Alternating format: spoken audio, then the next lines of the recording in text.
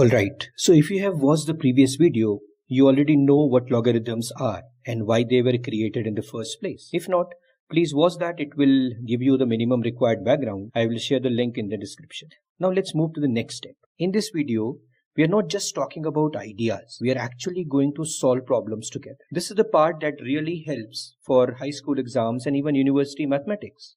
So let's begin. We'll start with a problem of solving a logarithmic equation, and let's start with something very basic. Look at this equation. Log base 2 of x equals 5. Now pause for a moment and think, what is this really asking? A logarithm is always asking for an exponent. So this question is actually saying 2 raised to what power gives x, and of course the power is 5. So we write it x equals 2 to the power 5, and 2 to the power 5 is 32. So the answer is simple, x equals 32. So try to remember this idea. Log equations become exponential equations. If you understand this, then the conversion of log problems into exponential will be easy, and in fact the solution will become really easy after that. So now let's increase the difficulty level slightly and see this problem. The question is, we have to solve this. Log base 10 of x equals log base 10 of 7. So one thing is very clear here, the base is 10, and we know the rule, if two logarithms have the same base and they are equal, then the values inside them must be equal. So we can directly say x equals 7, but there is a caveat. Remember, this works only when the bases are same and both logarithms are defined. Then only this rule will work.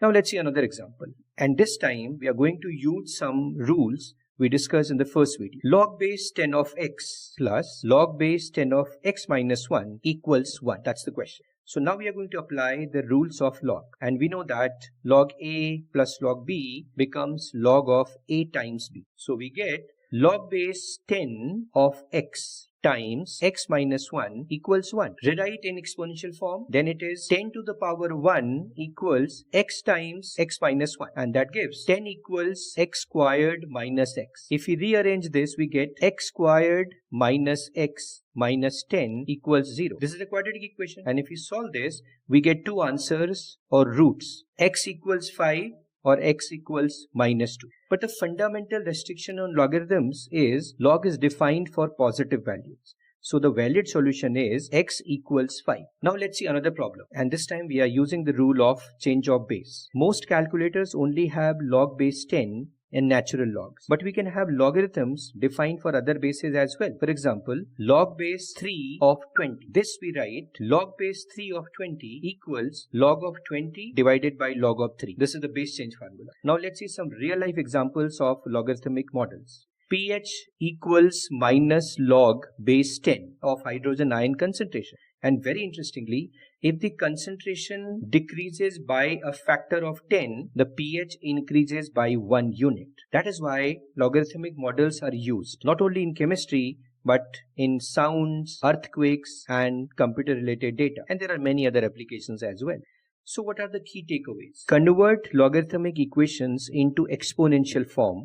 Always check restrictions. Use change of base confidently. Logarithmics model always real world, they always represent the real world growth. So the conclusion is, in the first video we focused on why logarithms exist, while in this video we focused on how to use them.